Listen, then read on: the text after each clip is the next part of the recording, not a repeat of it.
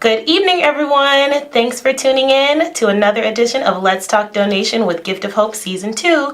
I am your host, Olivia Fox, and this is an interactive show where you, the viewers, can call in and ask any questions that you might have about the topic of organ and tissue donation in our community. Each week, we are streaming live at cantv.org/hotline, and you can join the conversation by calling 312-738-1060. Again, that's 312-738-1060. And if you do want to get your final call in for this season, make sure you call before like 6:50, or else we're not going to get your call in. We're going to miss your question until next season. So if you want to call us, dial 312-738-1060. So I know you guys all season have been hearing the commercials and seeing the show, and we're like, talk donation. What type of donation? What is this all about? Donation to charity, donation to education. What is it? In actuality, it's a little bit of both. Donation to our fellow man, woman, and child, as well as education about the importance of organ and tissue donation and what minorities need to know about participating in this process. Ultimately, our sole purpose is to give you enough information to dispel long-standing myths and misconceptions that run really deeply in our communities about organ and tissue donation and about the healthcare industry in general. We hope that through all of this, we can really help our viewers to understand that Gift of Hope is really an honorable and trusted partner in the community, and that over the past 30 years, with advances in modern medicine, with help from our partners, our community partners, hospital partners, doctors, nurses, and everybody involved in the transplant process, Gift of Hope has really been able to help turn tragedies to triumphs and really change the end of stories, while also supporting donor families and those still waiting for a life-saving organ or tissue donation. So welcome to the show, and we will be right back after our regularly scheduled commercial break. Nikki's donation has made a huge impact on a lot of people. This one right here, sitting next to me especially. When Gift of Hope came to me and asked me for the donation, it made me feel very confident knowing that I could give my baby's heart. This is Nikki's heart beating inside Tanishas' chest. So when I heard this pounding, like, what is that noise? And the nurse said to me, that's your heart. I carried Nikki for 9 months. Now Tanisha's will carry her the rest of her life. Say yes to donation. Start the conversation with your loved ones today. Nikki's donation has made a huge... Welcome back. So this evening for In Donation News, we're going to take a look at a little spotlight that our friends here at CAN TV did for us about Gift of Hope, and let's see what our message is all about. And while I pull this up, actually, I want you guys to take a look at this that shows you guys our website. If you guys want to reach out to me during this hiatus from Let's Talk Donation, if you guys would love us to come out and talk with your community, with your loved ones, your family and friends, please feel free to reach out to us at giftofhope.org, or you can reach out to me directly at ofox@giftofhope.org. So let's see if we got this spotlight here pulled up and see what message we have. Organ and tissue donors are extraordinary people. They're friends, neighbors, and family members who have stepped up to say, I can make a difference. Yet 300 people will die waiting for a transplant. But your legacy can live on through organ donation and save or enhance the lives of more than 25 people. Visit our website at giftofhope.org to learn about the difference just one organ and tissue donor can make.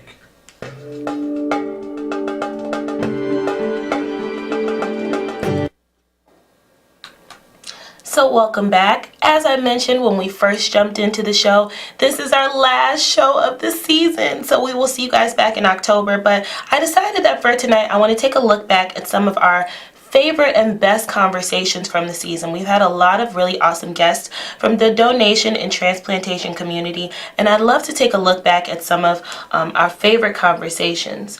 So first, we're going to take a look back at our conversation with donor mom Tasha Patton and hear a little bit about the story of her son Jermaine.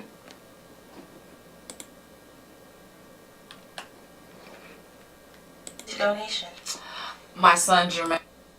Good evening, and our special guest for tonight is Miss Tasha Patton. Welcome, Miss Patton. Hello, hello, hello. Thank you so much for pleased to be joining here. us. Thank you for joining us. I appreciate you being here. Oh, wait, let's pause this. Okay, we want them to hear us. So, we're going to get right started with the show. Okay. What is your connection to donation? My son Jermaine, he passed away 4 years ago. And 4 years ago with me in May. I had Kevin come up to me in Loyola Hospital, and he asked me did I want to donate my son's organs, and I said yes, of course. Everybody needs a second chance in life, and I most definitely want to help. So. Wow. So, is this a conversation that you had with Jermaine before this incident? Yes, me, Jermaine, and my other kids as well. We had this conversation, and he wasn't able to sign up to be an organ donor because he was 16. Okay. But he most definitely wanted to help. He was one of those kids that loved to help volunteer at churches and everything. And he said, "Mom, Christian, went to church every Sunday. If I wasn't there, he was there. Wow. If New Year's Day, Jermaine was at church." Wow. So faithful at such a young Faithfully, age. yeah. So he knew exactly what he wanted to do at 16. Wow. So knowing that I help people for a second chance in life, that's most definitely something that he is watching over me right now. And it's like, thanks, Mom. Thanks for honoring my dream of helping others. That's what he wanted to do. Wow, how amazing is that? Yeah. How did your family feel about this? Was this a conversation that you have throughout your family, or was there support there? How did all that go? It wasn't a conversation that I had with my family. My family didn't really even think about organ donation. Wow. They didn't really get the information and knowledge of it until my son passed away. I became an organ donor when I was 18. And it's on my license, always has been, and I never changed it. And my family, they didn't know anything about it. So when my son passed, they really started getting information on it, and like, hey, I want to be an organ donor.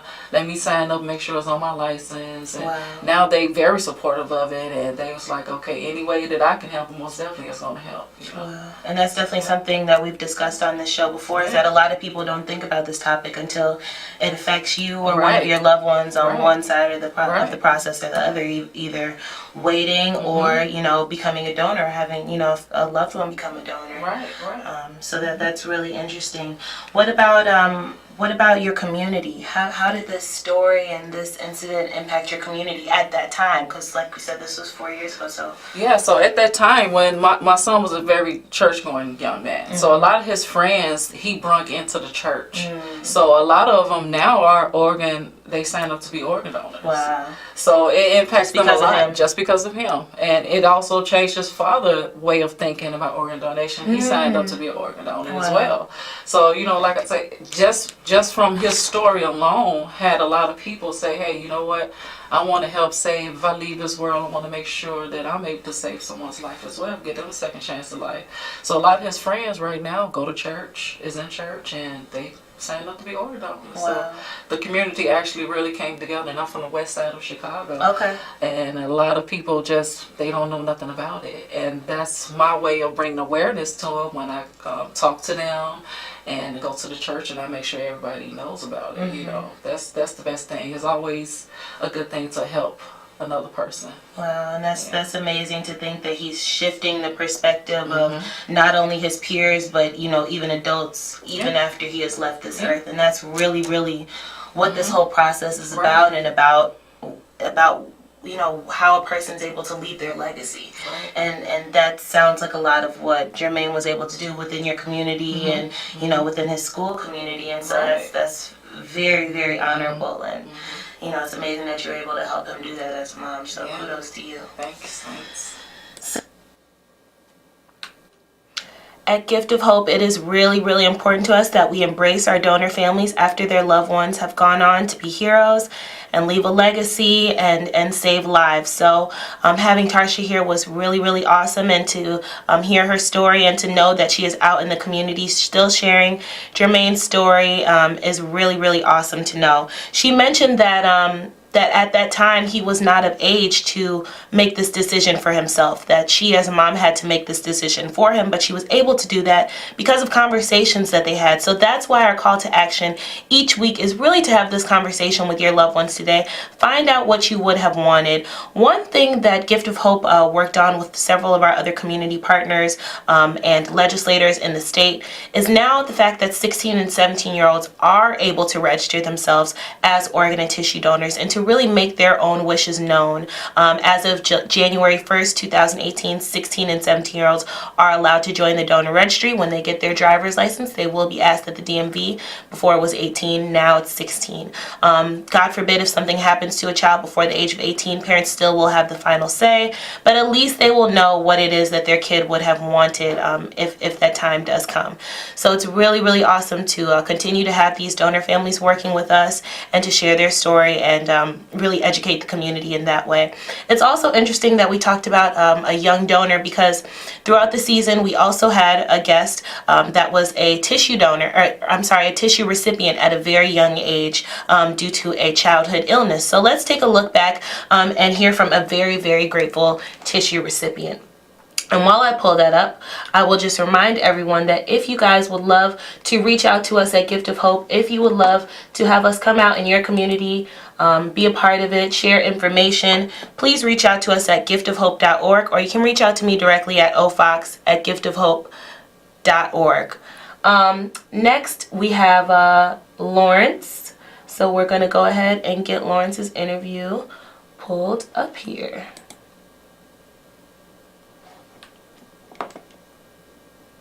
Friend of mine, I actually call him my brother. Yes. We have been friends since the beginning of high school, and actually before I even started with Gift of Hope, and before my mom even went through what she went through, I had a friend that went through a very difficult illness, and so Lawrence is here tonight to tell a little bit about his story and about how he was affected by tissue donation. So I won't tell his story, that's what he's here to do, so let's get right into it, Lawrence. Well, a little bit about myself. 10-year survivor of osteosarcoma. It's bone cancer of the left femur.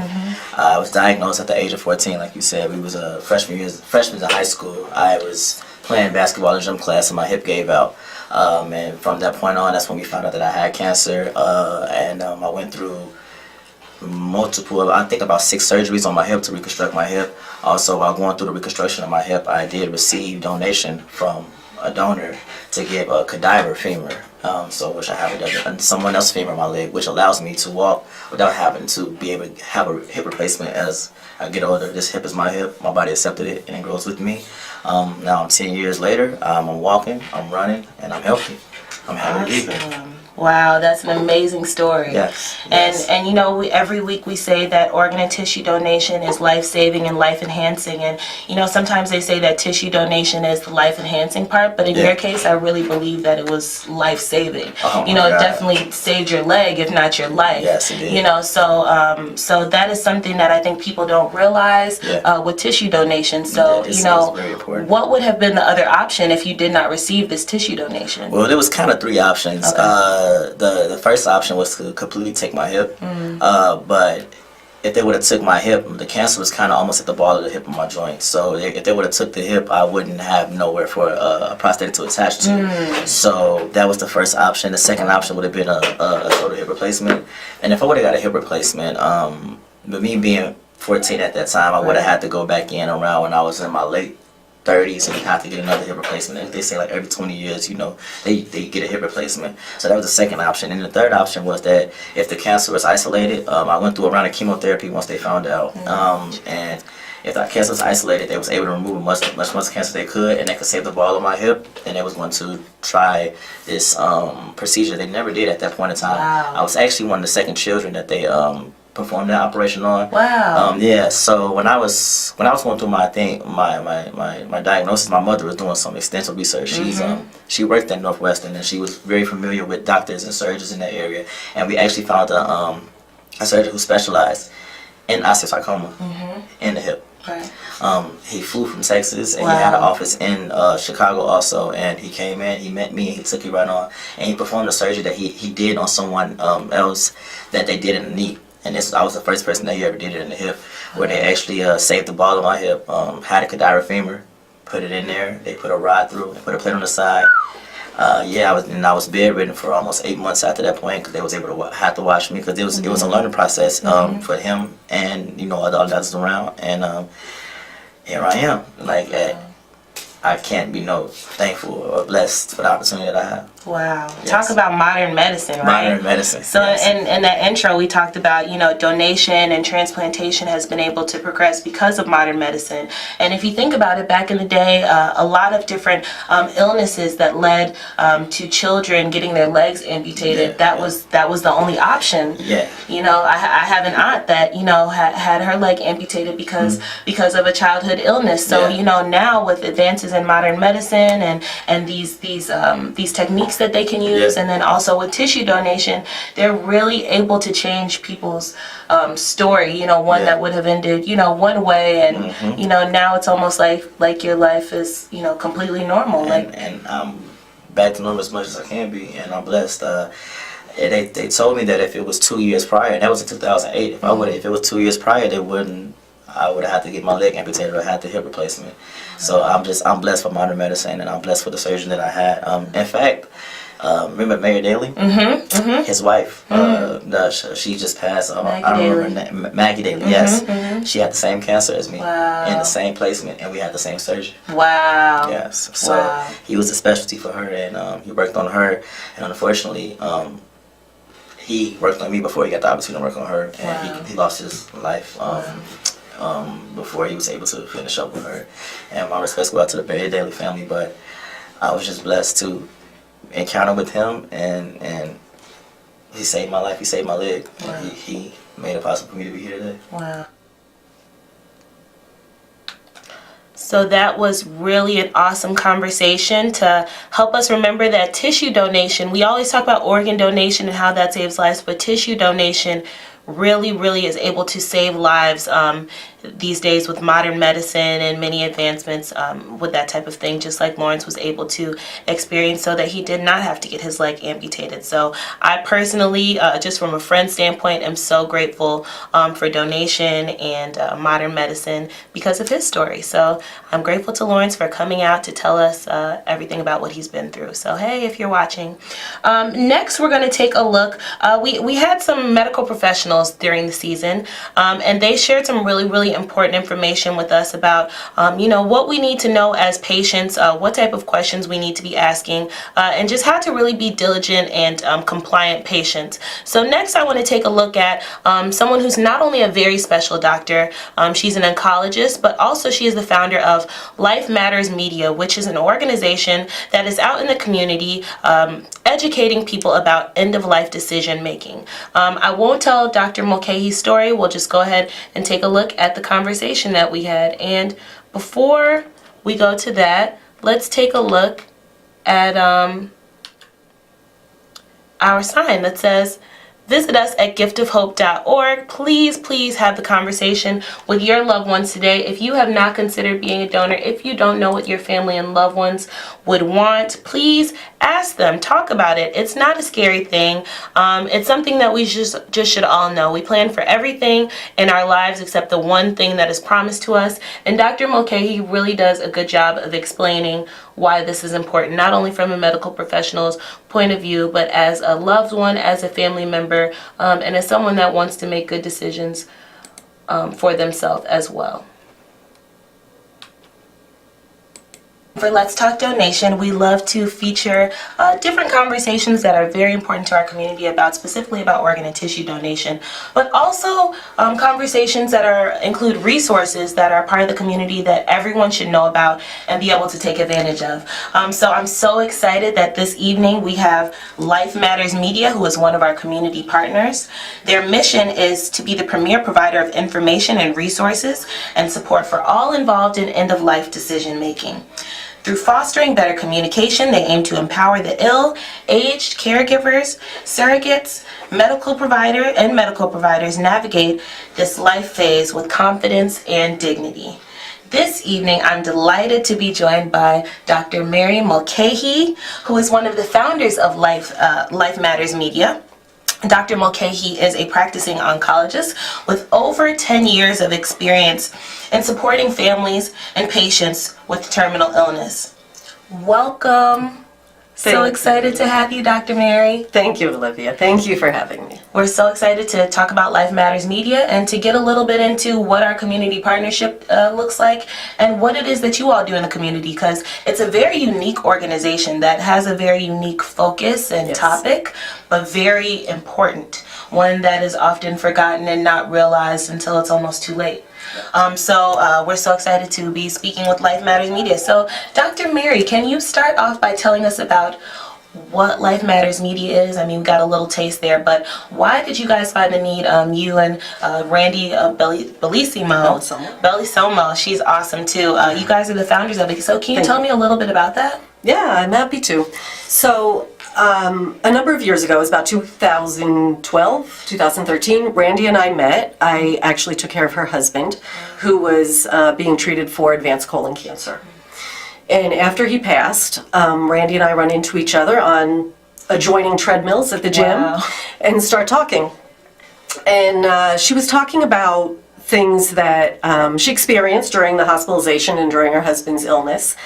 And she felt that she'd been unprepared for what came, for him ultimately dying and the way in which he died, and that we could do better at preparing people for this ultimate certainty. We're all going to die. He died much sooner than anyone certainly had hoped, but these things happen to us usually when we're not expecting it. So we started talking about what could be done. Why does this fail? Why does the medical community fail? Why are we unprepared for this?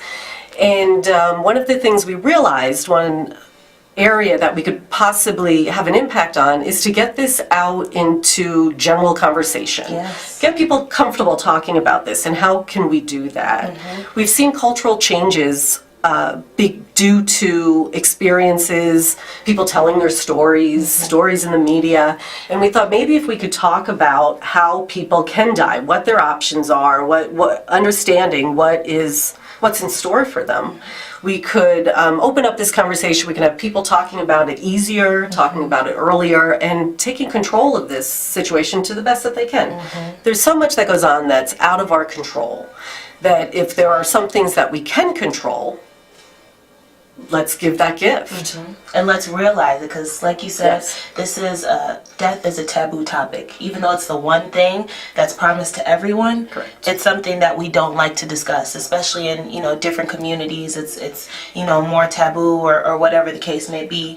But it's definitely something that is promised to all of us. So why not plan for what you can plan for? Right. There's enough that's out of our control, that if there's some things that you can control about the situation, the way you want to die or the way you don't want to die, what you want done with your body after you die, how you can have your family taken care of. If there are some parts of this that we can take control over, people would be better served. They would feel more at peace. Their families would be more at peace. So this was our mission, was to try and get these stories out and talk to people about what options there are. And as a doctor, I can tell you that we do learn some of this in medical school. But if you're not comfortable with these conversations, if you're not talking to people about it on a regular basis, then you're as uncomfortable as the patient is hearing it. So and who wants a doctor that seems uncomfortable? Yes. And it happens a lot. It's, as I've said before, it's just like any other skill. You have to practice it. And just like a surgeon has to practice doing an operation, a physician needs to practice having a difficult conversation like this and helping to guide a family through this often very stressful time. So thank you so much to all of our guests from season 2. This was a really, really awesome and informative season. Thank you to all of our viewers for joining us, to all of the callers that called in with questions and testimonies, and thanks for us continuing to educate the community about the importance of organ and tissue donation.